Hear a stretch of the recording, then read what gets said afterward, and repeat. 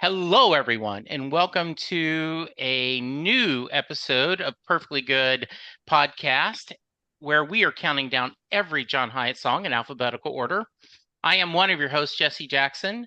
Joining me, as always, on this lovely but long journey is my sister in all things Hiatt, Sylvan Groth. Hello, Sylvan. Jesse, it seemed so far off in the distance when we started this journey well over a year ago. We had plenty of time to think about how we were going to handle John's signature song, the song that so many people would have thoughts about. And here we are. And it is through that journey that I have faith in you and myself that we can do this song justice. But I think this is one that we absolutely needed backup help, and I'm so glad we have perhaps the best backup help that I could imagine here with us on the pod tonight. Can I introduce our two Absolutely. guests? So, pulling back the curtain, Sylvan did a lot of the heavy lifting to get us guest commentary. And so, yes, so please share who's joining us as we talk about a little song that not many people have heard from John. One official Perfectly Good Podcast past guest, Nicholas Brown, journalist and John Hiatt fan extraordinaire, also one of the best people you can possibly have sitting next to you at a John Hiatt concert, Hmm. is here. Nick, thank you so much. If you would quickly say hi and why you wanted to join us for Have a Little Faith. Oh man, hi. I am so happy and so nervous, but mostly happy to be here. Yeah, I wanted to join because, like you said, it's his signature song, and I think faith is so central to John's worldview, right? I can't find the interview, but he's talked about how people need hope and faith and how it's the central element of survival. And what better a song to be here for than this one, although I hope it is not my last. It's definitely not going to be your last. And joining us also, we often talk, Jesse and I, about how we wish we had a musician on the panel. And not only is this person a musician, but he is the musician with not one, but multiple covers of Have a Little Faith on our playlist. My all-time favorite, the one that started it off, and I still can't believe the story behind it. And I 1,000% believe what John has held to be true, that this is a musician who is going the distance himself as a songwriter and a performer. Jake Thistle, it is such an honor for us to have you here on the podcast. Feel free to plug whatever you want, or if you wanted to tell us a little bit more about that magical night that you were handed that beautiful guitar and just let loose in front of the audience to sing John's signature song. Yes, Yeah, I I really did. appreciate you having me. Oh, go Yeah, ahead. not to interrupt, Jake, but I did want to say, right, of all four of us, only one has shared the stage. So we do want to hear a little bit of that story for sure. So please. Yeah, I view that as the performance that just ruined my life and made me buy a bunch of guitars and search for how nice that one was. But yeah, it was a strange thing. I still can't necessarily comprehend. But I had sent John or his management a message and just said, "Oh, I'm 12. I'm going to see your show. Pretty cool. Excited." I didn't think anything of it again.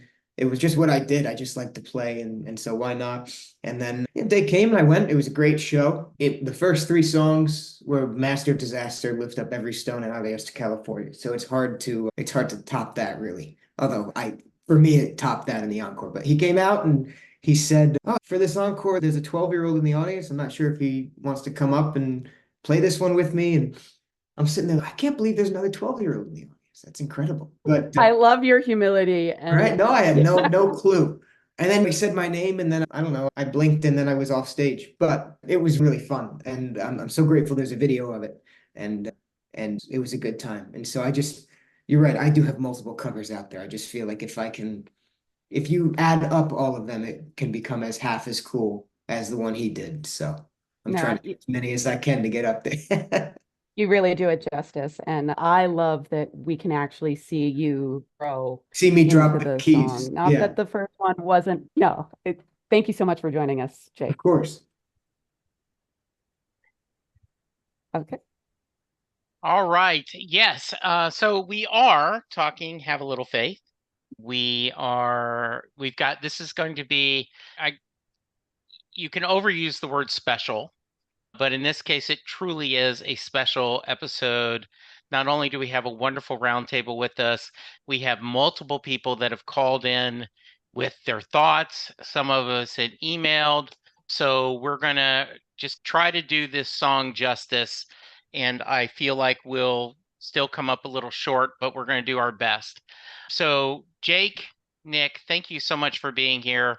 Sylvan, as always, let's kick us off with just the facts. Okay, the most difficult just the facts I've ever been tasked with. And to start with, this is a 5-star song. That's a fact. Our mission tonight, gentlemen, is not to decide whether this is a 5-star song, but to somehow, in the course of our talking about all the various history involved in the song, breaking it down, talking about the covers, somehow figuring out how it manages to do what it does to be a 5-star song. Because I don't think that's as easy as a question as is it a 5-star song or not? And I'm so glad we have a musician to help us out with that. But going to just the facts, there are 3 official release dates for Have a Little Faith in Me. The first was May 29th, 1987, when it was track number 5 on Bring the Family, the last song on side A. I also believe it was recorded the last day of that historic recording session, which was with the band that eventually became Little Village. But of course, the version that ended up on Bring the Family is solo, John himself. I believe that means it was recorded February 20th, 1987. He explained that it was not his original plan to make it a solo song, but I will leave you to dig into some of the John Hiatt interviews to hear more about that. And this was the first album released by A&M. Mike Elliott does a great job of explaining how the album was recorded without a label, and then there was a bidding war that started what is now known as John's Recovery Trilogy. The second official release date was November 22nd, 1994, when it appeared as track number 8 on Hiatt Comes Alive at Budokan, the live album that completed John's contract with A&M Records. And that was recorded May 27th, 1994 at the Chance in Poughkeepsie, New York, which features just John on piano, though most of the album featured the Guilty Dogs. And the third and final official release date was August 25th, 1998, when it was track number 1 on the Best of John Hiatt, released by Capitol Records. This featured John on piano, Glenn Ballard on guitars and keyboard arrangements, Brian McLeod on drums, Davey Fairher on bass, Ben Montunch on organ, Shannon McNally on featured background vocals, and a full choir arranged by 5-time Grammy-winning film and TV composer Mervyn Warren. So some major credentials there. And John wrote liner notes on each of the songs included in the best of. I think it's worth reading the ones he included for Have a Little Faith in Me.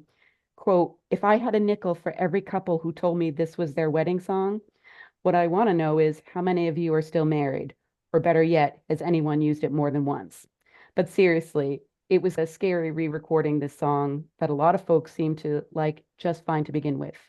It's a hard song to capture with the band, and that's why it ended up solo on Bring the Family. I've always wanted to flesh it out a little more musically, so here's our next attempt. Hope you like it. And I just love the Midwestern humility and charm on that.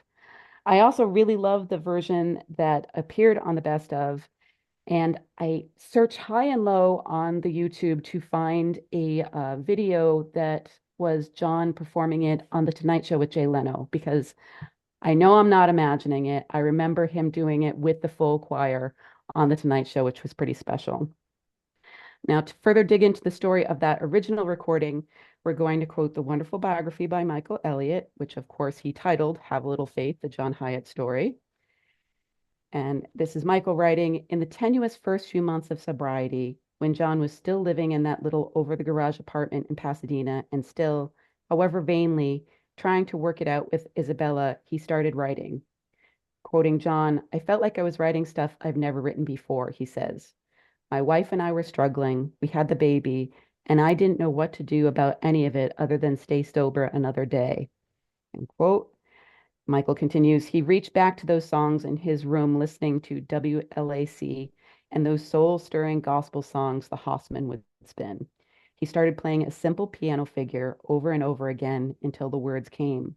words that seemed to come from somewhere other than his conscious mind, words that spoke to him in ways that no words had before. I'm not sure if I was singing it to myself, John admits now, or if I was singing it to everybody in my life that I was just trying to suit up and show up for, but had no idea how to do that. I admit it's a little hard to listen to that because when I was first becoming a major John Hiatt fan in my teen years, I worried about whether this song was written for Isabella Wood or for Nancy Stanley. I think, like most things, the truth is much more complicated and more beautiful, that this is a love song that is born both out of pain and tragedy and joy, and more than anything else, redemption, which I'm sure we'll get into when we discuss the lyrics. But before we get into more of that, I've still got more Just the Facts. I hope everyone is still listening. There is a fast forward button, thank goodness for most of you. The note that since the song was written, it has been almost a constant part of John's live performances. I believe I have only seen him live in concert once in my roughly 60 times that he has not performed Have Little Faith in Me. So in deference to that fact, I'm going to read a review that appeared in Rolling Stone of a concert that I was actually at. The concert was July 17th, 1999, and the article was titled John Hiatt Preaches to the Converted, in which Marion Montgomery wrote, "It was with his encore that Hiatt raised the bar. Even as the first piano note of Have a Little Faith in Me lingered in the air, one could almost feel a rush of wind pass through the club as every lover in the room reached for the hand of their significant other. Hiatt sang from within, letting his voice resound off of each adoring face turned to him. And as befitted both the preacher and his stately hymn, for the duration of the song, it was as quiet as a cathedral." One of my favorite live show reviews, and I think a perfect summary of what happens when John performs this live. So I could talk so much more about the song, including the huge number of times it's been used in critical moments in movie and TV soundtracks, including, by the way, Dawson's Creek, which really impressed a couple of Dawson Creek's fans named Lily and Georgia Ray Hyatt, who were watching that show. There was a really fun article published by David Bowder of the Associated Press. He wrote, "Joey and Dawson were discussing their relationship again on Dawson's Creek, and a piano background heralded Hyatt's 1987 band. The music came in as an insistent plea, Hyatt's Have a Little Faith in Me. Watching with a sense of renewed appreciation for her dad was Hyatt's 14-year-old daughter. My stock went up with her and her friends quite a bit," he said with a laugh. I'm going to ask you all to please check out the collection of covers that we put together that we have been sharing out in drips and drabs on YouTube in the lead up to recording this episode. This was not a complete list. I actually found another one an hour before we started recording this podcast, which I could not believe. I did the best to include as many as possible. And what I really loved about listening to them all, posting about 5 a day to make sure I gave them attention, was that it didn't really seem to matter if it was an international superstar or someone in their bedroom, if it was piano or guitar, if it was full brass band or solo. The heart of the song remained in place no matter what the take of it was, even when it was some felt puppets singing Have a Little Faith in Me. And I'll just round up Just the Facts before I open it up to you gentlemen to talk some more about the covers. That small bit of trivia, despite the fact that it has been covered so many times, this song does not actually appear on either official tribute album, 1993's Love Gets Strange, or 2007's It'll Come to You. The Telarc tribute album, Rolling into Memphis, does include Patty Larkin doing the song, but it's interesting that I think those first two tribute albums, they're like, oh, it's too scary to pick a favorite of the Have a Little Faith in Me covers, or we got to keep John's original in place. So that is really the tip of the iceberg, Just the Facts, but it is all the Just the Facts that I think my voice can handle tonight. Thank you so much for bearing with me, gentlemen, and I will open it up to comments and cover discussion. So, Jake, obviously, we all took a vote before we hit record, and if yours isn't number one, it is in the top 5. Or there was once I remember. I didn't vote for it though, including yourself. Were there a couple of covers that stood out to you? I'd first acknowledge the best of version because I think that's a great version, and it's one that I remember the first time I heard it, I was driving because I tend to not really listen to best of records because in the age of streaming and CDs, there's really you make your own best of. I could have my own, so I just had it shuffling, and so I hadn't that record really wasn't on my radar. And at first I was like, oh, it's in a different key. That's weird. And then the band kicked in. And I didn't know that like Ben Montench played on that. I love Ben Mon. He's like the coolest guy. I've gotten to talk with him before, and he's just one of the most insanely like picture Ben Montench. That's how cool he is. And he's just played on everything. So that elevates it a whole nother step for me. And I really love that version. And I think it speaks to the power of the song that it works with that's probably the biggest band he's ever played with if you include all of the singers and everything. And I would be interested if you ever find that Jay Leno clip to send it over. Yeah. And so it's amazing to see how it works with the band and just piano because there are plenty of songs that are always really good. But the band, as a musician, I can promise that the band covers up a lot of mistakes. So if you have a song that's good enough lyrically, melodically, tonally, that it works with just a piano and with 8,000 background singers, it's a good song. I've known time and again from when I try to play my songs acoustic and so it just doesn't work, you know? Very nice. How about you, Nick? Generally, I thought the best covers were the ones that stuck close to the original, which doesn't necessarily mean just musicality, but in terms of spirit. In other words, the ones that didn't try to add too much production or zhuzh it up too much.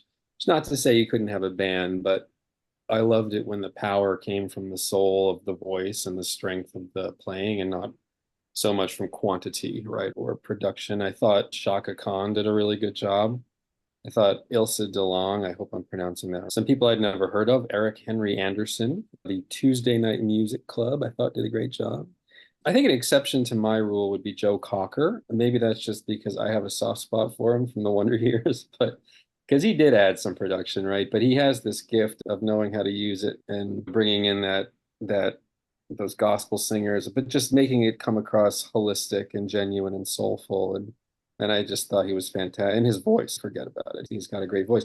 And then there was one, it's called the Ali Farris wedding cover. I don't know if you know. Yeah, that's another exception. Normally I wouldn't love the change in like tempo and lyrics, but I just thought it was genuine and from the heart, and I thought she did great.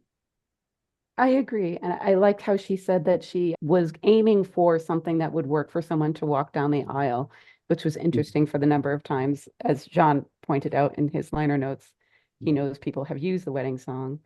And thank you also for mentioning specifically Tuesday Night Music Club. They are from Belgium. And they actually replied to my comment on YouTube, which I was very tickled by, that they said, big thanks for your message. We're honored for us to be in your podcast. And it's the story behind the song that triggered us to cover it as best we could. And I absolutely agree. They did a great job. And I love that they wanted to get into the story behind the song. It's nice. So there's so many great covers, and there's a couple that stand out to me for emotional reasons. As I said, I did not expect for Mandy Moore to do this cover, and I ended up buying that CD of covers, and No she kidding. really did some a lot of the different songs I thought she did a really good job on. My wife and I for a while were big fans of the primetime soap Nashville, and to hear a John Hiatt on that song, so I have a special little place in my heart for that. It is hard to find this on the internet. On the Wikipedia page, it talks about some of the films, Benny and June, Phenomenon. I remember Phenomenon, that John Travolta, that use other films that it's used. But I remember three specific TV shows where Studio 60, and that is on YouTube, and I've shared it on the page, where they're going to the hospital, and Matthew Perry, who is a devout atheist, looks up to the sky because his girlfriend is a devout Christian, and he goes, "Show me something," because he's worried about his friend. The Jack and Bobby was a very short-lived TV show The premise was that Jack and Bobby were young sons, and one of them grew up to be president. And Christine Lavey played their mother, and she talked about the song Have a Little Faith, and it ends up being the theme song of that was the campaign song for the guy when he ran for president. Have a Little Faith on Me, which I loved. And there is also, I shared with Sylvan that there is a I'm With Her, which was a very short, long sitcom about the idea of this movie star starts dating an English teacher, and he sets up a date that doesn't go well, and he says what I really want to do, and he plays Have a Little Faith on Me through his car stereo, and they dance in the parking lot, and it was just a special moment. Yeah, it is. I remember at some friend's house, and I was playing like your dad did, as just your dad did, and they were not impressed by that song. But when Have a Little Faith came on, they lit up and said, "Oh, I like that one." Yeah, just amazing. Any other thoughts or comments? He was in The Office. Ah, It's one of my nice. Oh, yeah. favorite uses of it. Yeah. Nice. It's in the movie within the show. And Very That's cool. it was like a very stereotypical love story type thing. So I love that they picked that song because it's like puts back into that little wink Hyatt did in the liner notes where like he knows that it's the stereotypical wedding song, whatever. So I thought it was funny they included that as Cloris Leachman climbs up the stairs away from Jack Black. Nice. Nice. Very We should good. give a shout out to Barry Zito for all the baseball fans out there. 2002 AL Cy Young Award winner Barry Zito did a cover of it, which was pretty good, I thought. And when he was in The Masked Singer, he did it as the hippo. I forgot what his I think character it was was. The rhino, that was it. Yes. Yes, which was really funny that he did that. I also think there's a reason why, and obviously take a drink, that on song competitions, people doing Dancing in the Dark and Have a Little Faith in Me, right? They are just universal songs. And gosh, I didn't count, but how many of these covers were people doing Have a Little Faith in worldwide competitions, not just the US versions, but across the Europe and other countries? We had a good handful, and that's another case where I think that my list was probably lacking, that I didn't quite get them all. All right. Any final thoughts before we take our break? I just want to be my nerdy self and talk about a little bit of statistics that I counted 37 male-led performances, 22 female-led performances, 5 solid duets, and it was also a fairly even split between guitar or piano. And I think some of my favorites were actually where we got really off into different musical territory. I love the big band version. I love the instrumental blues guitar. I loved it when I saw an upright bass and a cello. And yeah, I this is all part of, even though I am not a musician and I don't understand what about a song makes it so adaptable for all those different kind of applications, the fact that there are so many and they all work is just magic to me. And I'm just going to have to mention that a couple of my favorite of the covers were Joel Saunier, who has passed away, but was Louisiana born. So he gets bonus points for his version. And he named his album Have a Little Faith. I think I should have marked the statistics of how many of these were actually title tracks that were covers. And when Susan Tedeschi and Nora Jones did their cover and talked about that John Hiatt was supposed to be there, probably around the time of his hiking accident. Like, I so want to see the three of them sing together now, but I think there was something really special about that live moment where they were just singing it together when they hadn't planned on doing it that way. That really worked. Like, my all-time favorite of the videos, and I'm sorry, Jake, I'm going to continue to embarrass you. If you haven't seen that video, pause the podcast right now and go watch Jake Thistle get thrown into the deep end and just swim an Olympic lap and get a gold medal. So Yeah, thank you. I Jake, appreciate it. I am a writer, and I literally, when I was a kid, came up with a story idea where a character got to go on stage with a fictionalized version of John Hiatt. And it was like a story, it was like a fantasy. And I just want you to let that, you've lived something that I have imagined would make an amazing fantasy story. Well, thank you so much. I'm very jealous of you. Thank you. And I will put you on the spot, Jake, and if it is too much on the spot, I'll cut this out. But you mentioned a little bit the flexibility of the song, and then Sylvan just brought up the diversity of the covers. Can you articulate why this is so adaptable? No, and that's the best part. I love that's a great answer. It is the most frustrating thing ever for a songwriter because you just can't figure it out. It's even to the same point of, even just to get off this song for a second. Hyatt's a great songwriter. I've heard every song of his, every album. I can't really even, maybe you guys can, but I can't explain why this song in particular is the one that is the big encore song. And it's an amazing song, but so many others are too. And I don't really know why this is the one that did it. But yeah, I think one of the reasons it can be articulated so many different ways is because of how open the original one is. Because there are plenty of solo piano tracks that aren't as open as him. And he's a far better piano player than me, but he probably plays piano like a guitar player, if I had to guess, which is probably what leaves that space in. And it's a beautiful melody that he's singing, but he doesn't really follow it on the piano too much. He mainly sticks with those block chords for the most of it. And I think that is what allows so many people to build off the foundation, because there's really nothing you can take out for another cover. If you were to take a song like your dad did and start doing that cover, maybe you missed that little shaker in the beginning or something. There's plenty to take out. But if you take anything out of the original recording of Have a Little Faith, you just don't have the song. So I think it's easy to build up and it's impossible to tear down. Thank you. That's really well said. Because like we've seen like Crossing Muddy Waters and a couple others where there's been a lot of covers, but this one was there. All right, we're going to come back to give you a little bit of tell you what we're going to tell you. We're going to take our break, and then we're going to come back and we're going to talk personal moments about the songs, feelings, and we're going to break down the lyrics, and then we're going to try to sum it up, and then we will go through the totally needless voting, and God help someone if that's a 4.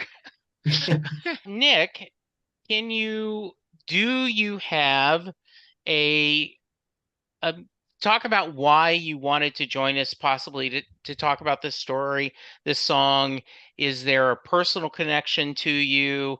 Just here's your open format to share your thoughts of the song before we start breaking down lyrics. Cool. Am I on like a timer? Because I can. No, So, I no, not at all.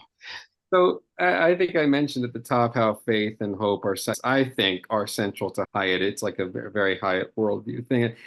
And I wish I could find the interview where he talked about how people need hope, not in a starry-eyed or Pollyanna-ish way, but in a scientific way, how it's like a central element of our survival. But I did find an interview in 2012 with GeneMyers.com where he talked about how liberating it is to sing really sad songs because they're healing. And there was a quote that I jotted down. He said, "You can't have all the sweetness in life. To have hope, there has to be hopelessness somewhere, and you have to fill that vacuum with something." And obviously, my Hyatt story is centered on ideas of hope and faith. Anybody who wants the full story can listen to the Come Home to You episode, which is where I was last on. But the Not the upshot, full story, because we hope to get more of your story later, but yes. maybe a longer version of this. I'll drips and drabs, I'll give it to you. But my father lost his life to addiction, and Hyatt has always been my source of faith. I think, I don't want to put words in Sylvan's mouth, but I feel like we're similar in finding his music almost like a kind of gospel.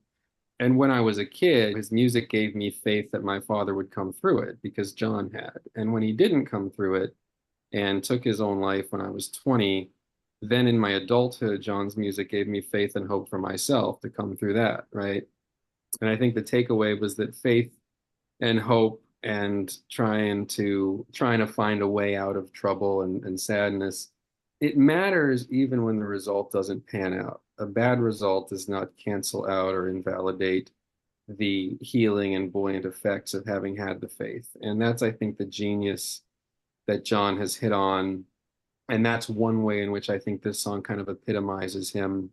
Another thing is, from a writing standpoint, to get a little more technical and a little less spiritual perhaps, but another thing John Hiatt is great at is distilling complex things down, right? Making them sound really simple when in fact they're like earth-shatteringly deep truths, right? And to borrow a line from another Hiatt song, right? The whole Sistine Chapel painted on the head of a pin, that's what he's good at. And this song kind of epitomizes that both lyrically and musically. So in multiple ways, this song is quintessentially John, but even like Jake, I've been pondering the question of what it is that has allowed this one to pierce the mainstream.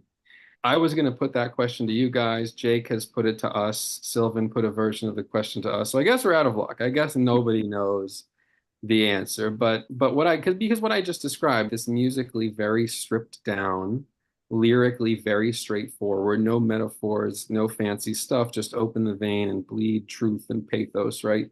There are several Hiatt songs like that. There's Learning How to Love You, there's Take It Down, there's Friend of Mine, there's No Wicked Grin.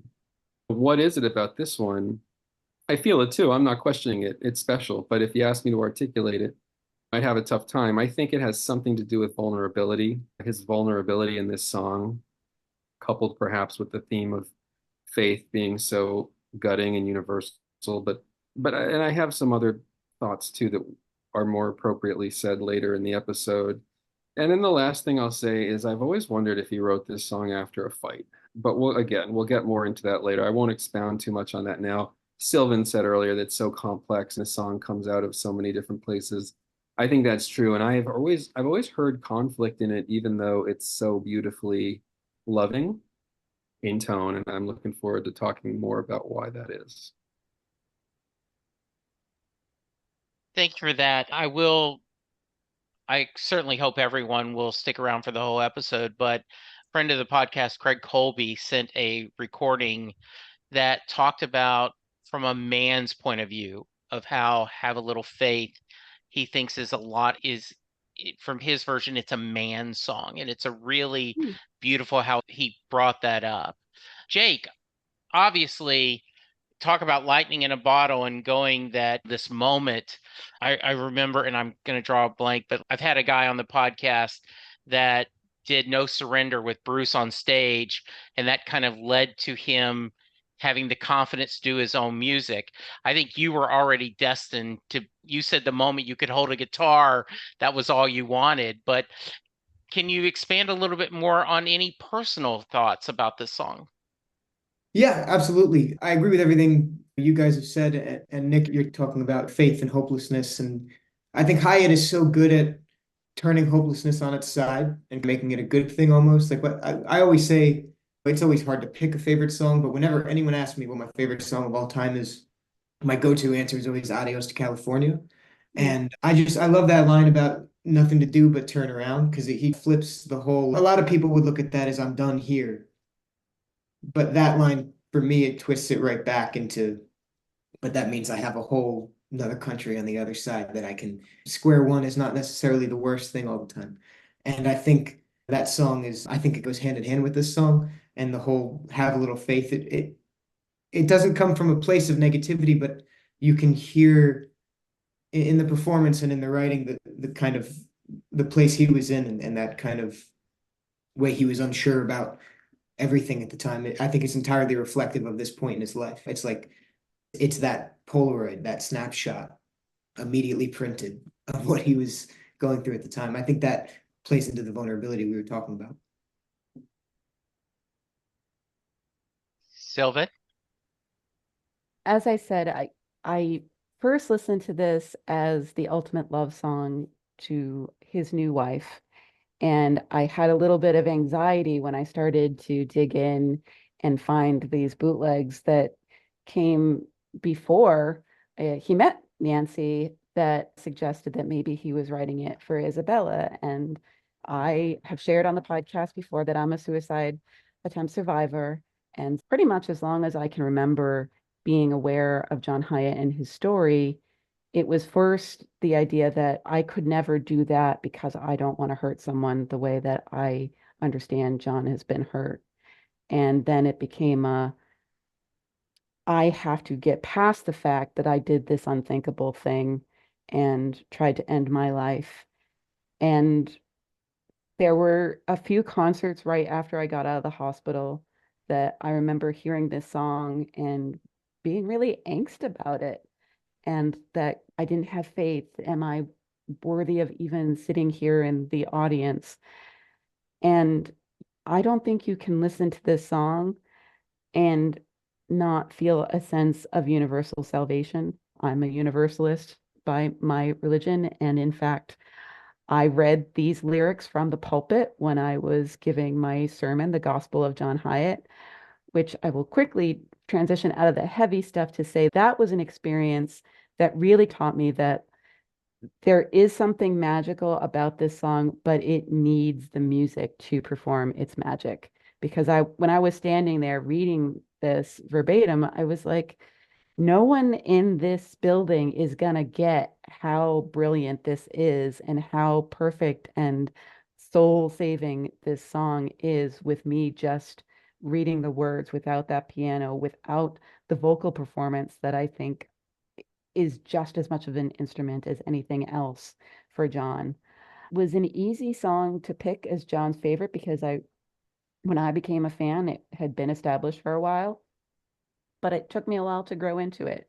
And as I said, when I learned that it had developed from a hard time, that John was going through the good times, and hearing him talk about feeling like he was haunted, even in the recording of it, was really hard. But that's what makes life beautiful. It's not about the perfect wedding day when you're marching down the aisle in a beautiful dress.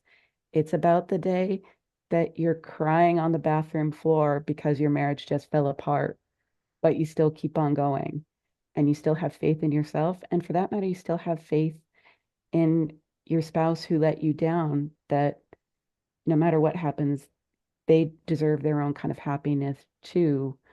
It's the mature love song.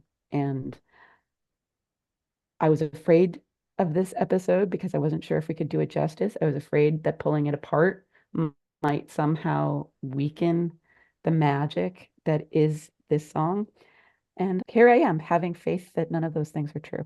How about you, Jesse? So, couple things. One, I think it's interesting your concern about breaking apart. You know, for the longest time, and last year they released the No Nukes concert, which was of just the Bruce Springsteen two versions, and they put it as one film. And he talked about for the longest time he didn't want to see himself on film because he thought if he saw himself, that would break the magic, right? I'm going to be self-conscious. So I think that's interesting. That is this going to hold up to scrutiny? And I think it will.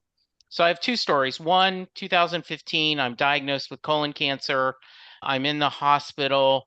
The doctor had just told me that I didn't pass the stress test, so he wasn't sure if my heart's strong enough to put up with surgery. And Linda and I had just had a fight, and she had gone home because we were both just worried and upset. And my sister was there, and I told her, I think I just need to be alone. She kissed me. She says, I love you. And I took my phone and I made an F Cancer playlist. And you better believe this song was on it.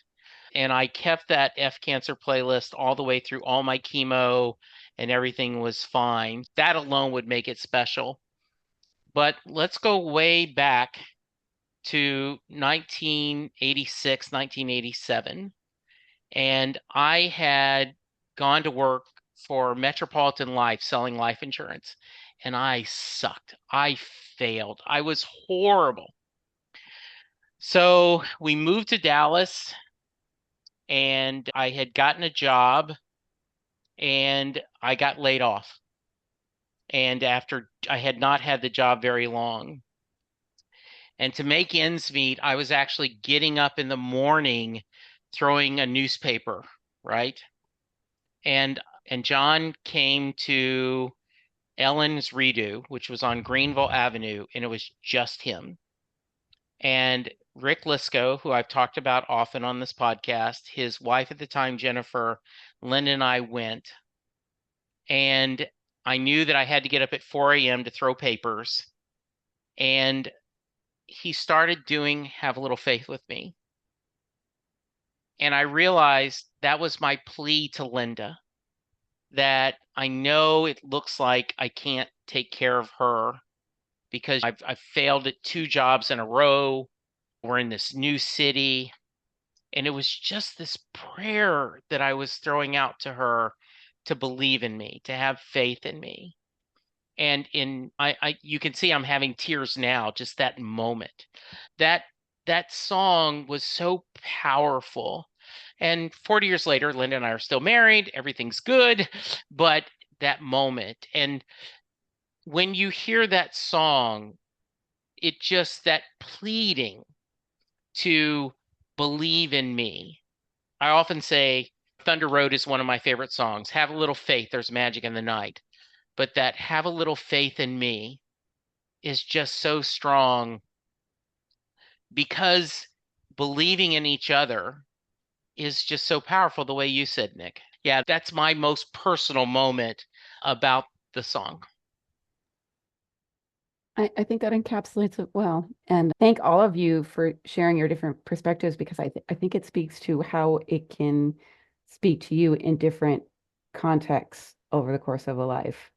And that right there is one of the magic beans that are going to get us up the beanstalk here, that it can mean many different things at different times. All right. Phew, that got a little emotional, but that's okay. We're all here. We're here for each other. In case someone hasn't heard the lyrics, we're going to break them down. Sylvan, I believe you are starting us off, correct? I am going to start, and usually we break about every 4 lines. Because this is going long, I'm going to read 8 lines to start, and then we can talk about what those mean to us. When the road gets dark and you can no longer see, just let my love throw a spark, baby. Have little faith in me. And when the tears you cry are all you can believe, just give these loving arms a try, baby. Have little faith in me. So it is not everything is going well. We are so happy, and this is the beginning of the relationships, and we're clouded by endorphins. And this is asking for help, which I think is really vital when you love someone, to be able to be vulnerable in that way. And I'm sorry, I'm digging right in. Also, to point out that it's certainly not the first time that anyone has used darkness as a metaphor for tough times, or the idea of a road and traveling being hard. But the way he does it, and especially that vocal performance where the spark, you almost see the flint catch and the match burst into flame. It's so beautiful, and it takes you with you in that journey from darkness to light. And I think it also really gives the person he's talking to, whether it's himself or a lover, permission to be vulnerable. And when we're in a partnership or even with friends, we want to give our burdens, but also say, oh, I know I'll get through it. Him saying, when the tears you cry are all you can believe, he's saying you don't have to be the person to say it's going to be okay and there's hope and you're going to get through it. My comfort is going to be what gives you that hope. And I don't know what's more beautiful than that. So I will turn it over to you, gentlemen. Yeah. So, the phrase "a soft place to fall," right? That's what he needs to be. The other thought, you can say, you can light a candle or curse the darkness, right? And I agree with you, that idea. And the song starts so strong. When the road gets dark, you immediately, the image, right? And you can no longer see, where Linda has shared with me that she says, you always have a plan. No matter what situation we're in, you come up with a goal. And that's when I'm most afraid, when you say, oh, I don't know. I'm like, oh shit, we must be in a bad problem. So I love that idea that let my love throw a spark, baby. Have a little faith in me. Jake, how about you? Yeah, I love the way this song sets up. I thought it was funny. I'm glad you brought up Thunder Road because I was actually going to talk about that as well because I love that line in Thunder Road, but it to me it just comes from such a different place. The narrator in Thunder Road is to me in a good way for the song. He's a little more cocky than Hiatt in this song, and that narrator. There's a desperation in that song too, but it's a little more of a desperation with finger guns. You ain't a beauty, but hey, you're all right. Tonight we got faith. It's an anthem, and I think listening to these two songs back to back, just we already talked about the opening lines. When you can no longer see like that there's a whole nother depth to this song, and I think Hiatt he wrote it as if he knew. Obviously, you never know what's going to happen with the song until you put it out, but he clearly wrote it knowing the gravity of this, and I think these first couple lines set up some beautiful visuals that really only he can accomplish with his writing. And he does it all the time, which is really annoying. It's great. This does almost feel like a prayer, right? Right. Yeah, I agree like that. Nick? Yeah, yeah. It's a road that's getting dark, not a room, right? They're on a journey. There's adversity that they are trying to move through. It's a spark that is love is lighting or throwing, not a flood of glorious light, right? It's a spark. It's just enough to let us see 5 feet in front of our face. He's not saying, I am your savior here. He's not saying the strength of our love can make everything okay. He's saying that together we're more than the sum of our parts. And if you can trust what we have here, we can get through this. He's not saying it's going to be easy. He's saying we can survive. And then in that second verse stands, I don't know, when the tears you cry are all you can believe. I just love that line. What a perfect way to express the blinding nature of depression and struggle, right? You experience your sadness as reality. Your brain does not see it as a circumstance that can be changed or as something finite and temporary. Your brain sees it as reality. And this is where I think we hear some echoes of his first marriage. And that's so interesting, Sylvan, the bootlegs that come from pre-Nancy, not knowing the exact dates. I wasn't aware of that context. And it's fascinating. What I thought before you said that was that he is remembering Isabella, which is still very fresh in his mind. And he's scared and there's PTSD there, right? And maybe he's talking to Nancy and he's wanting desperately to tell her, even if it doesn't really need saying, right? I'm always here. Things are always overcomable. There's just so much history and pain in that line. Yeah, and they are the couple goal that John and Nancy came to each other knowing that they had both had a lot of pain before and that things weren't going to be perfect always, but Yeah. the fact that they have made it work for so long and they're both so obviously in love with each other to this day is so lovely. I won't read the chorus, but I think it is so, one of the things as a songwriter, and Jake, you may talk about that, repeating yourself. Like a lot of times there's power to that, where if you're making a presentation, you'll say, and I need you to listen to me. I need you to listen to me. I need you to listen to me. That have a little faith in I me. have a dream. Yeah, I have a faith. And then when he says, when your secret heart cannot speak so easily, come here, darling, from a whisper start to have a little faith in me. We all have hopes and dreams and fears and concerns that we dare not speak out loud. I apologize this because it's going to come up, but in Bruce's biography, he talked about he is married to Julianne Phillips. They're at a dinner and he's staring at her going, she's too beautiful. She's too wonderful. If she really knew me, there's no way she would be with me. She doesn't really know me, right? And your secret heart cannot speak so easily. And then from a whisper, start to have a little faith in me, right? The idea of you don't have to jump in full-fledged. You don't have to, you can put your toe in there. You can trust me just a little, and then I'm going to show you you can trust me more, and we can do this. And once again, we go back to that road. It's a journey. And anyone who's been in a long-term relationship, be it a friendship, be it a marriage, be it a business partnership, it's a journey and it changes all the time. So, Sylvan, thoughts?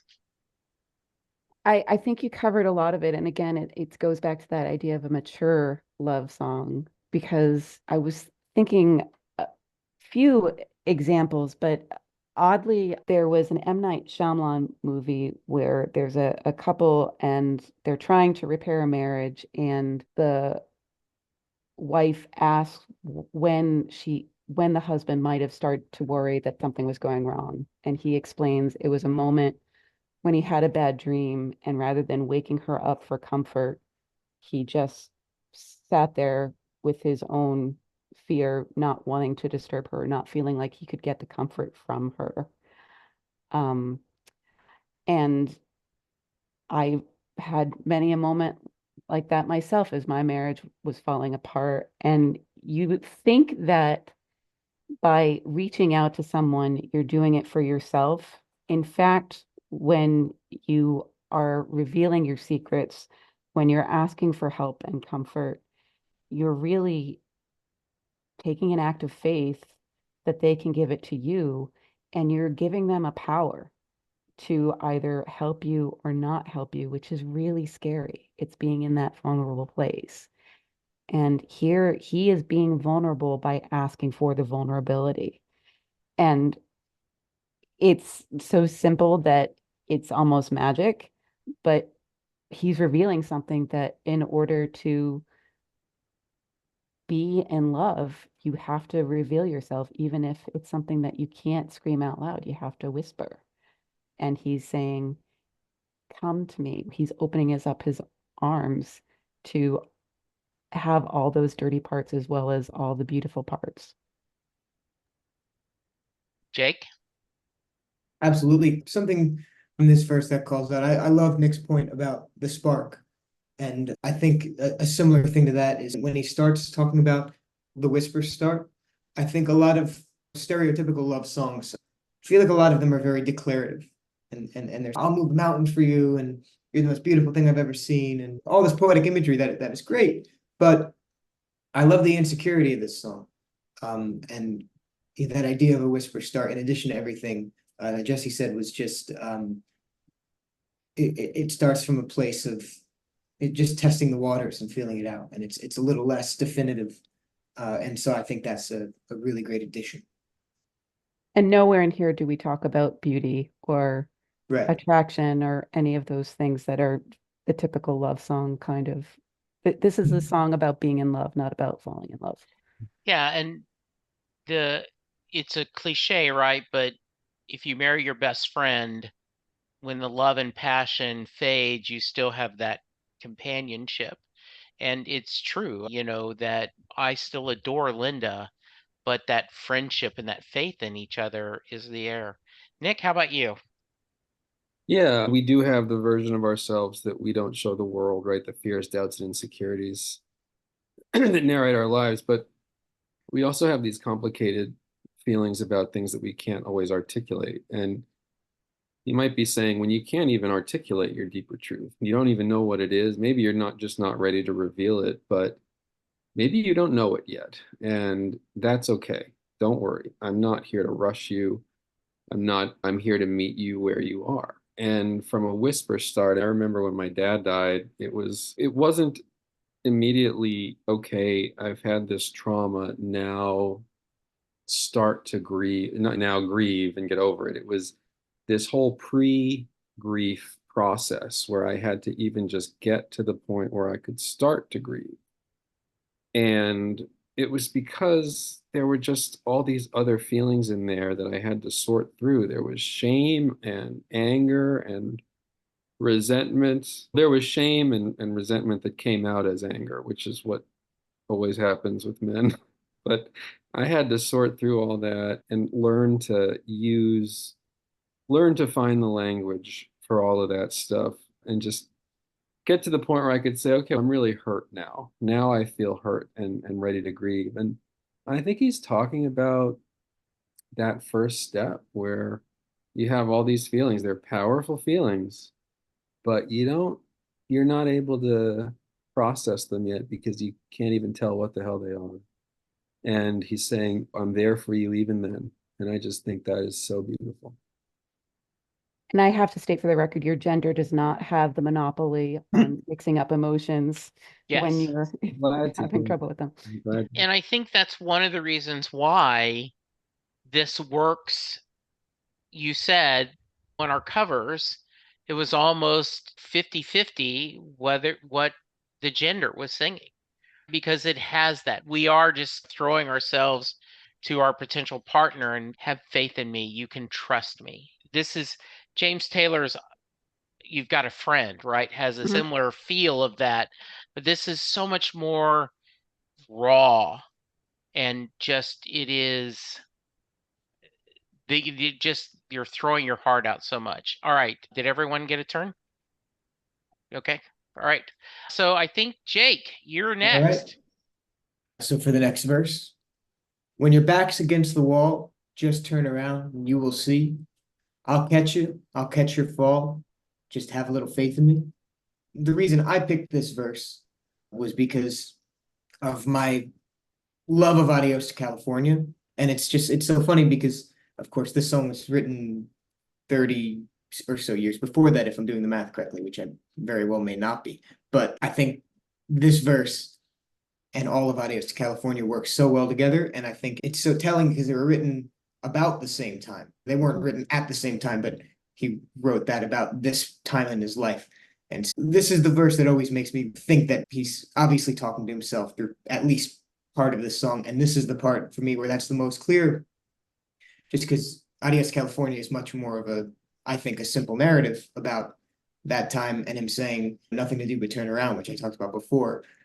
That imagery from this verse that I just read perfect casts a really good light perfectly on that, because the imagery of your back being against the wall is interesting to me because in turning around you're now facing the wall and you're turning around and acknowledging the fact that you're at this dead end, because if your back's against it, you can still be in a little bit of denial that it's not behind you, and doing that and allowing yourself to trust that moment of where you are can allow you to fall back into what he's talking about here.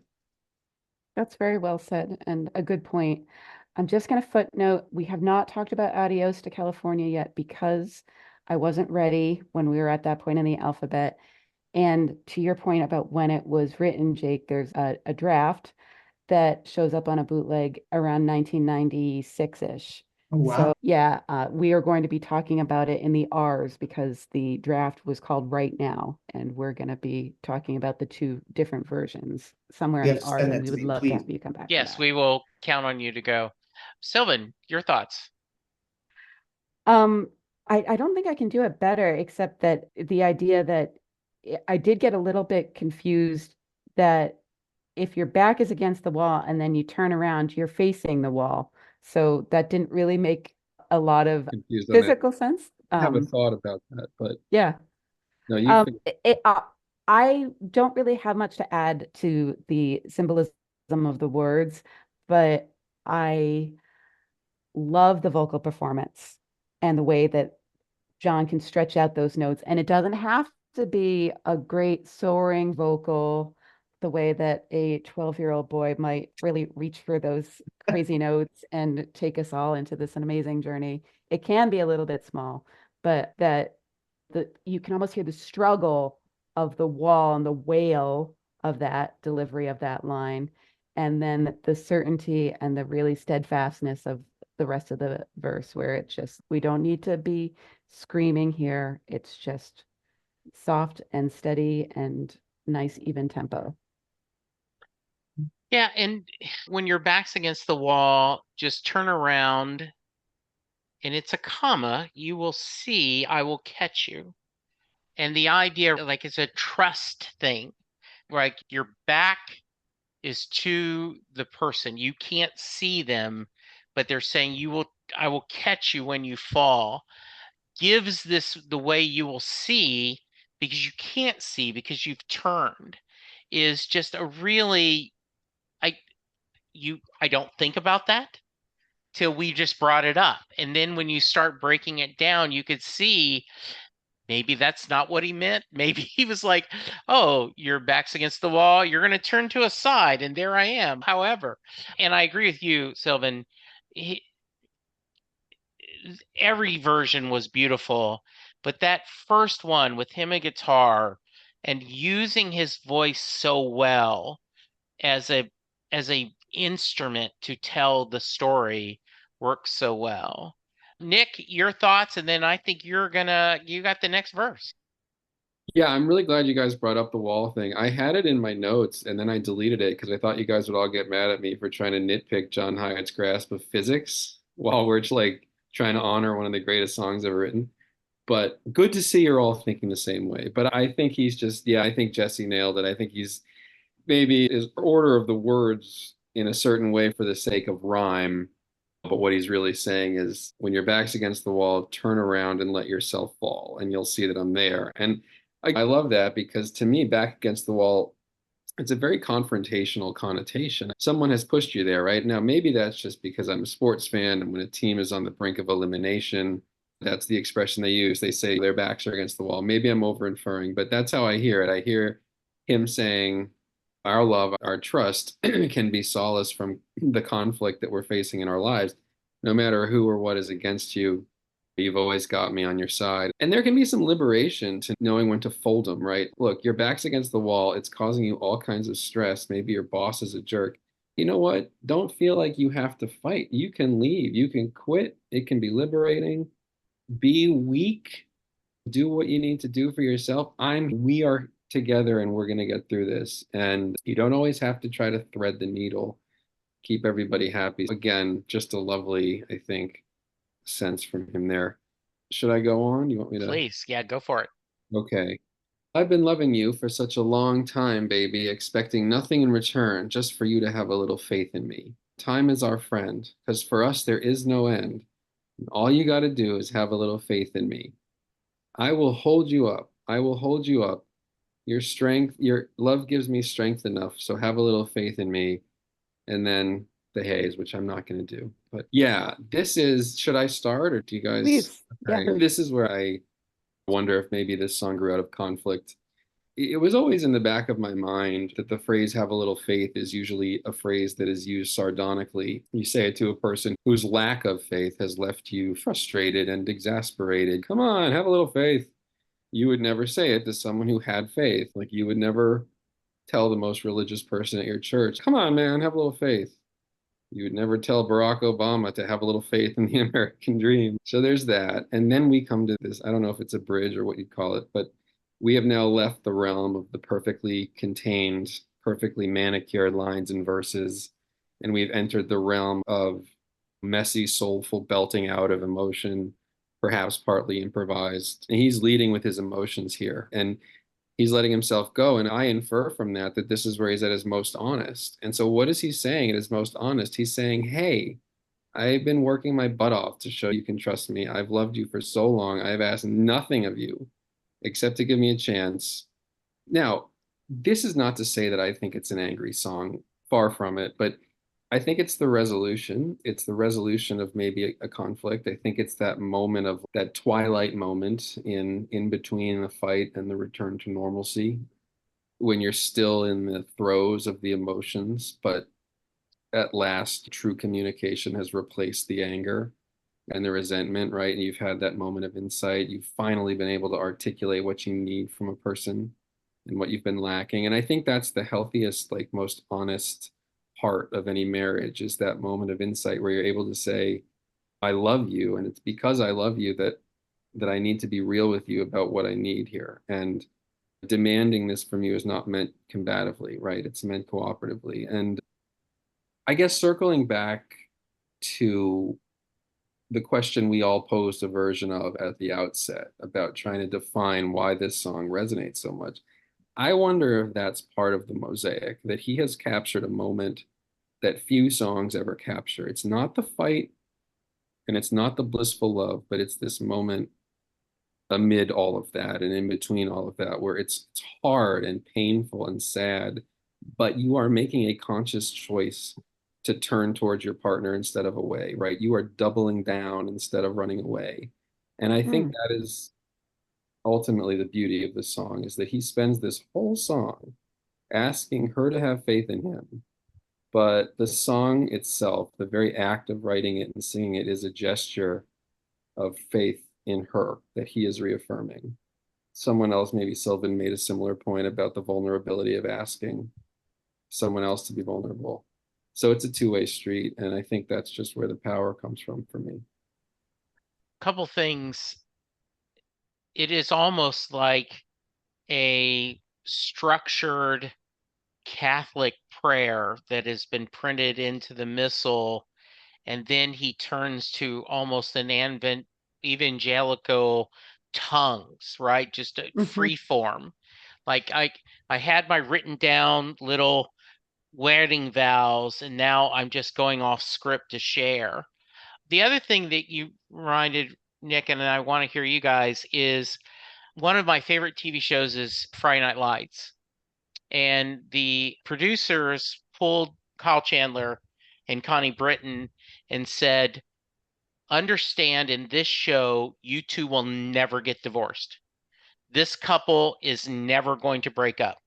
Therefore, feel free to be as angry and as mad at each other when you perform these characters as you want, because the reality is these two may drift apart, but for you, for us, there is no end.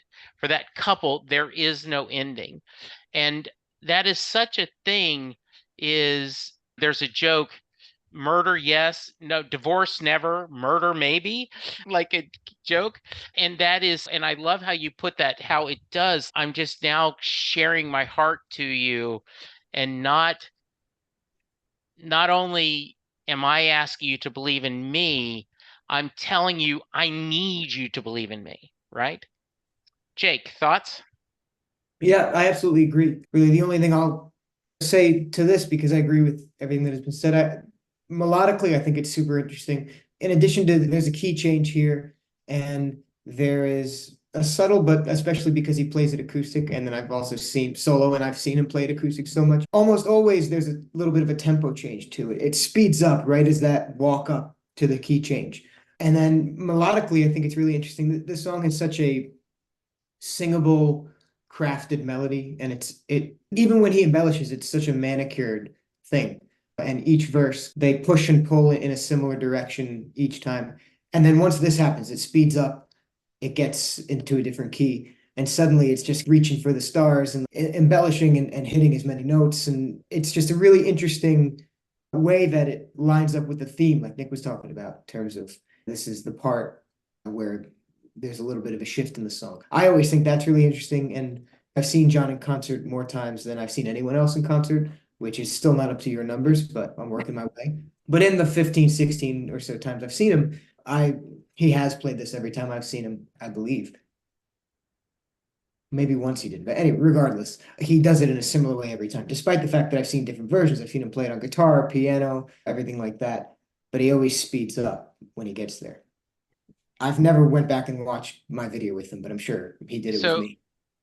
Jake, do you think that is musically showing that the intensity, it is raised, the stakes are raised? Do you think that's a musically way for him to show that there's an intensity, there's this, we've taken it to a different level? I do, yeah. It's interesting because speeding up, especially live, is just something that every band ever has done unless they're specifically playing to a click.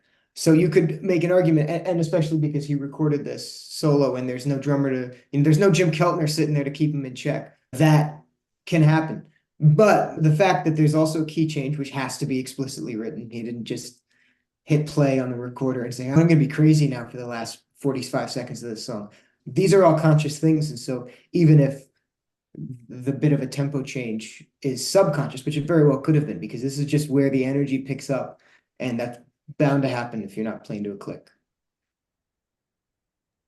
I want your thoughts, Sylvan, but I'm going back to, and I'd love John to do, I wish they'd bring storytellers back and have John do it, because Bruce did storytellers and he was breaking down lyrics, and when he says, was I consciously thinking of this? Maybe, but I was feeling all of it. And I love your thought of you, Jake, that he may this even have been subconsciously. Like he knew he was going to change the key, but to change that tempo in his subconscious, what he was trying to do. And Sylvan, it's how so about you? subtle too. It's perfect. It's hard to even notice, but you feel it. I think said. Sylvan? Absolutely. And thank you again, Jake, for speaking to the musical side of it. And Nick, I think you performed the impossible mission of figuring out what it is about this song that does just make it unquestionably 5 stars, even though you could certainly make criticisms of it. And once upon a time on Shot of Rhythm, email discussions group, one person says something and then 50 people say they're wrong about it. Someone said they were tired of hearing this song in concert. And we all argued with them, like, how could you say that? It's the perfect song. We have to hear it every time. And what if it was your first time seeing a John Hiatt show and you didn't hear Have a Little Faith in Me, and so forth. And I think that idea of this is a moment that you don't often see in music. It's that moment when you're not in the throes of a horrible fight, you're weaning down off of the fight, or you're trying to find that strength to go through. Makes perfect sense. And it also ties into why performing it live over and over again for nearly 40 years now might be a little bit hard to actually capture it. But I do think that he manages to capture it over and over again. And I think there's also something very special in saying that your love gives me strength enough when he's talking about holding up the other person, that it is just this mutual give and take, that you need help. The fact that I know you love me makes me able to give you the help that you need. And that's not something that occurs in every relationship. Sometimes you have to make the sacrifice of my car's in the shop, so you have to get up early to drive me to work, or I got this job opportunity, we're going to have to move and you're going to have to be further away from your family, all those kind of things. To know that there is love on both sides coming and going is what gives you the hope and the strength to move into the unknown over and over again over the course of a relationship. And when he talks about there being no end, part of me as a divorced woman wants to roll my eyes because, there are no guarantees. And it's like cursing the gods to say that, oh, we're going to be together forever, whatever. But, I think it also speaks back to that debate that 15-year-old Sylvan had over, was this a song about the wife that he's happy with now, or is it a song about the wife that he was really sad to be leaving long ago? It's both. And that's why there is no end, that there is still love even after things fall apart, no matter how painfully they fall apart. And it's all in the milieu of being human. And I think John captures a messy moment of humanity in a rare way that many people can't. And I think it takes a special person to really have a great version of Have a Little Faith in Me. We are all being very careful over not saying what was the not so great version of all the covers. So I'll give ourselves a little pat on the back there. And I think if we were to name names, it would be the person who didn't quite get that it's messy kind of feeling in their performance. Yeah. So But that's It's like he's describing love as its own ecosystem. It's like a little infinity symbol, right? He's Mhm, Yet the strength to hold her up is coming from the strength that he got from her. mhm. So it's just they're giving it back and forth to each other. And if it's a self-sustaining ecosystem, then I think he's saying that it never has to end. And I understand what you're saying, of course, but Perpetual motion, and what's yeah, the other but scientific term for a machine that gives itself more fuel as it's consuming the fuel? there you I go. don't know. Yeah, that sounds right. Yeah, But yeah, we're self-sustaining. We're self-sustaining because of this love that we have. Yeah, and in a sense, it's almost like it's not a guarantee, but he is just pointing out we've managed to have this self-sustaining thing, and it's wonderful. So let's trust in Yeah, it. it's funny. Just last week, Lynn and I had a fight about nothing important, but it flamed up quickly. And Chris was there, and he was like, and Linda goes to Chris, "You and your dad and I are fine. I may be PO'd at him right now, but we're fine." Yeah, Chris is 34. so So, yeah, it is. I do love this 1 + 1 = 3. Together we are stronger than we are apart, and it is beautiful. Any final thoughts, Jake? Sure. Yeah. One of the reasons I think it's 5 stars is one of my most vivid memories when I did it was this was when he called me up. It was my first time ever playing in a theater. And I remember being up there and I was getting like a 46 Gibson, which is a crazy. I wish I just ran away with it because I've missed it ever since.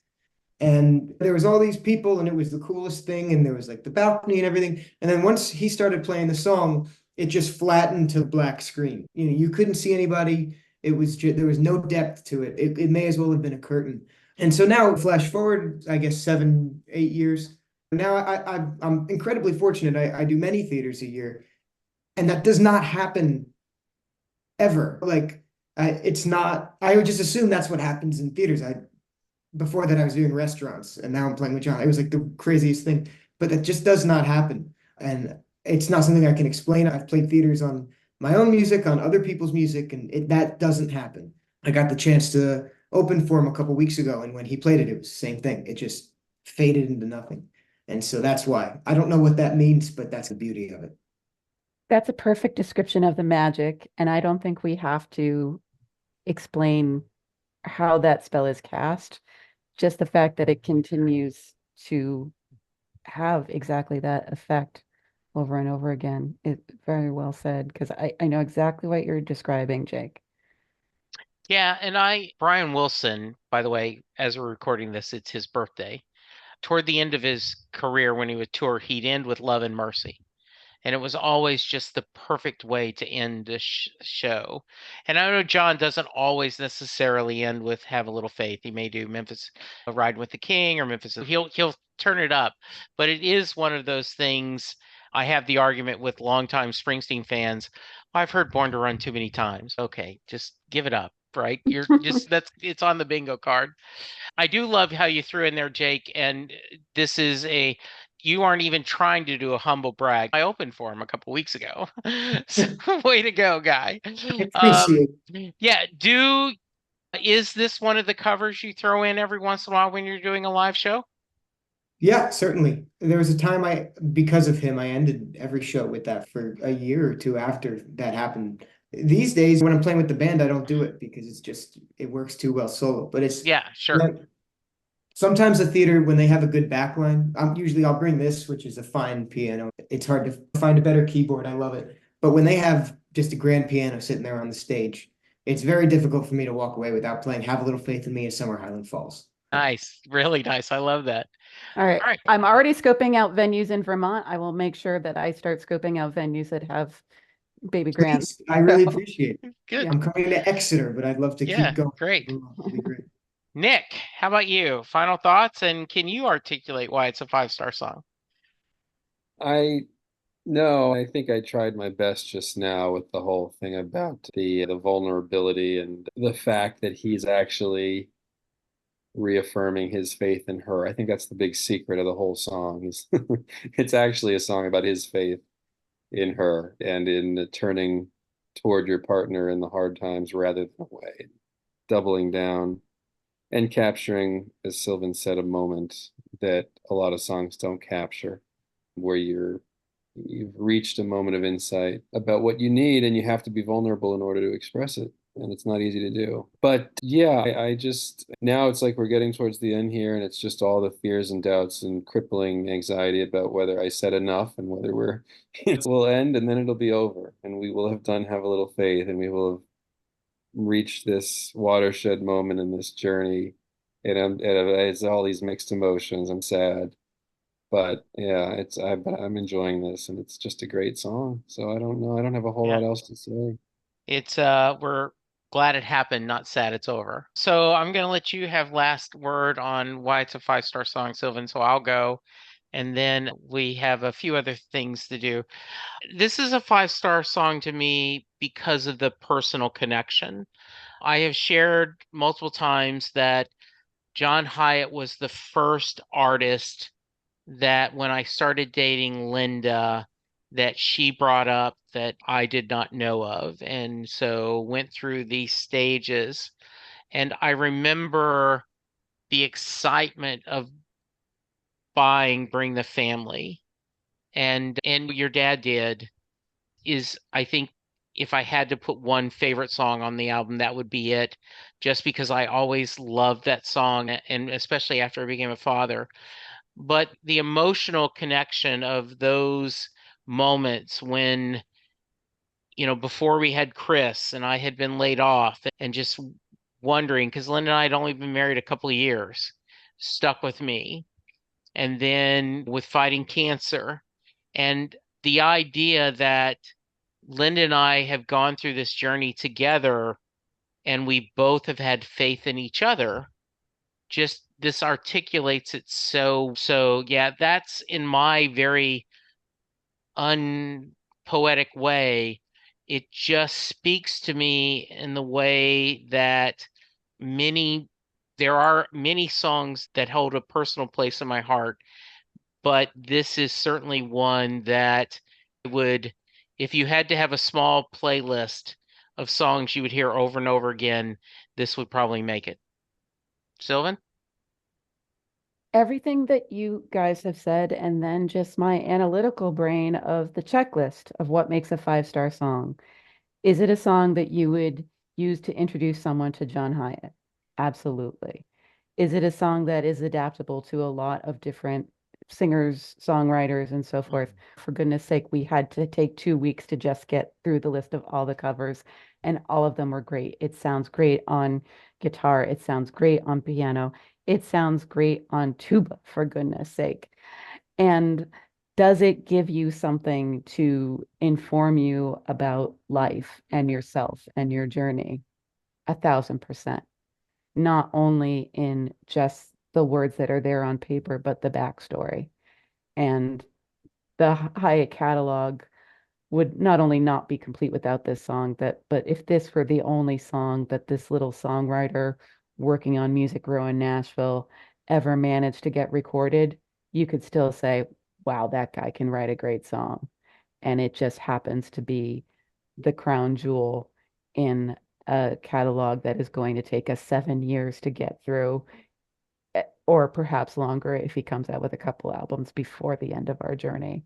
I just hope that everyone listening to this feels that we did it justice. If you feel we missed a crucial element, please do let us know. But I would say that this was the love letter that I was nervous about writing. And I'm really glad that I had all of your help, gentlemen. I don't think it would have been complete without your voices. And I think all I've got left to say is what we Hold say up. at the end of it. We Oh, got to let them how people, they got to, okay. how to reach you, and then we'll do that. I do think that it is hard for a modern song to become a standard. Mm-hmm. And I think this is a modern standard, right? So before we get out of here, though, Sylvan, I understand we got an email from a very long friend and supporter of the podcast. You got an email from a longtime friend of yours and Yes. a fellow Hyatt enthusiast. Yes, this is from Jürgen Fellman, who has one of the John Hiatt fan websites that I owe so much to. It's actually called Perfectly Good Cigar, and I encourage you all to Google Perfectly Good Cigar John Hiatt and land on that. It is a German site, but the language is in English, and there's all sorts of great little goodies to dig into there. But Jürgen and I have been email pals since the 90s. And I encouraged him to send a voice memo. He was a little nervous that without the tools of typing things out, he'd be able to be articulate in English. He's so much better at English than the pidgin French that I can pull out from my high school years. Anyway, he sent an email and gave me permission to read it for him. So specifically, when I asked him about what makes Have a Little Faith in Me special, Jurgen wrote, most of the songs are rock songs with drums, bass, and guitar. So I was surprised to listen to the song Have a Little Faith in Me on this great album, solo on piano with some simple lyrics. It means that I was able to understand his words at once, and the lyrics are printed in the German version as well. He continues, I still think the whole Bring the Family album is a kind of self-reflection of his thinking, his behavior in the past. And the whole album is now overproduced, recorded only in 4 days because of the low budget. I read later, and so to me, it's like a raw diamond still today, John's masterpiece, in my humble opinion. Have a Little Faith in Me is the perfect less is more. Keep it simple. It's about trust and hope in a relationship, especially in difficult times. The song expresses that you can rely on each other and believe in each other to overcome challenges together. It's about how love and trust are the foundation of a strong relationship and that you can always count on each other as long as you have a little faith. He points out, Jurgen, that Google is helping him. He continues, for many years, I always got goosebumps when John played it live. I, of course, remember my first of his show in Berlin. Here, Jurgen writes West, which mind blown. Yes, there was a West Berlin when John Hiatt was performing for this song for the first time, promoting Slow Turning in 1988. Well, standing in front of the stage and John and the piano about 1 to 2 meters away. John was sweating while playing and singing full of fervor. It was the pure power of a perfect emotional song. And finally, think today it is the perfect love ballad to his wife, Nancy. And so that kind of sums up a lot of what we've been talking about together. And another way of saying that this song is indeed universal from the other side of the globe. Thank you so much, Jürgen, for adding your thoughts on Have a Little Faith in Me. Nick, if someone wants to reach you, how can they? I will tell you, and I'll also just add one more thing that I thought about while you were talking. I do feel this way in my marriage all the time. I didn't really think about that earlier in the episode, but if I think about what he's saying, I really do that the sentiment, even if I can't articulate it, I absolutely feel this way. I remember once my dad, he said, I wish people knew that I'm sick and not bad. And it was gutting to me. And desire to be believed in and to be trusted, even when you're at your weakest or your worst, is such a universal thing. And I think, yeah, I think I feel it. I feel it every day. Sorry to No, please. I'm glad you did. give me that one in there at the very last second. But yeah. How people can reach me is I'm on Twitter, I guess. Who's really on Twitter anymore? But I'm at Nick P. Brown on Twitter. And I'm Nicholas Brown on Facebook, but that's a pretty common name. So I would say just like search for me on the Hiatt fan page. And I write for Reuters, and my byline is Nicholas P. Brown, and you can find me there and read my stuff. And are you working on anything right now? Yeah, I can't articulate it yet. Okay. It's very inchoate, as they say, but okay. Yeah, you'll hear Nick more. writes for the long haul, and Yes, so it'll be really yes. exciting when we do get to read his next byline. Very nice. So, Jake, you were sharing that you have a slightly calm July and then a hectic August. So talk about where can people reach you and where can they, more importantly, see and hear you? I appreciate it. Yeah, you can find everything at jakethistle.com. There's all links to all my socials, and there's a contact me if you're interested in anything I said, or if you just want to tell me to shut up. And there's also an events page there where you can find me and yell out requests if you so choose. Jake, don't you have an album coming out?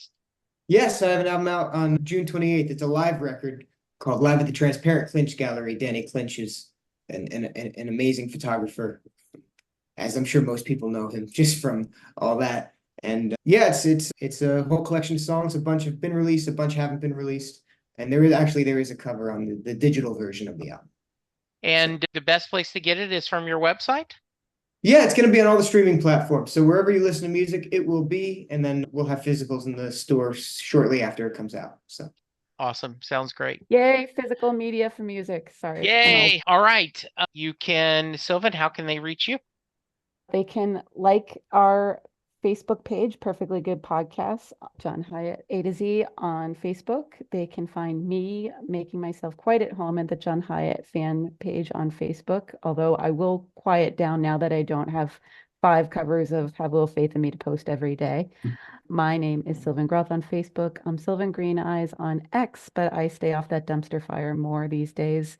And if you Google enough, or you just find a link on Facebook or on our description of the podcast, you can find the Perfectly Good Podcast website, which has the complete list. There are plenty more to go, even though this is the one we're looking forward to.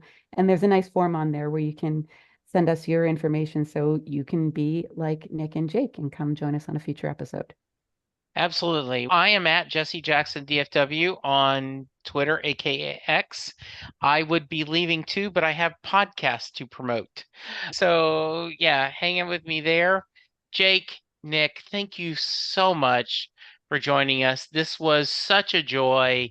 There's no way Sylvan and I wanted to do this by ourselves, and I could not have asked for better companions on this part of the ride, to quote another songwriter.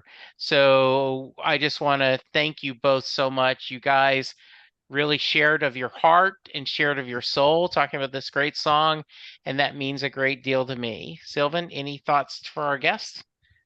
Just absolutely. You guys just brought so much to this discussion musically and mentally, and I'm feel very privileged to be in the exclusive club of John Hiatt fans who can talk like this and have this passion with 2 incredible men. So thank you. Thank you. This was thanks so much for amazing. having us. Thank you so much. What an honor to be here for this song. I'm so grateful. Thank you. I think the only thing left to do is have a little faith. Have a little faith. Have a little faith. Jake. Have a little faith. Bye. Thank you. Bye. Bye. Perfect.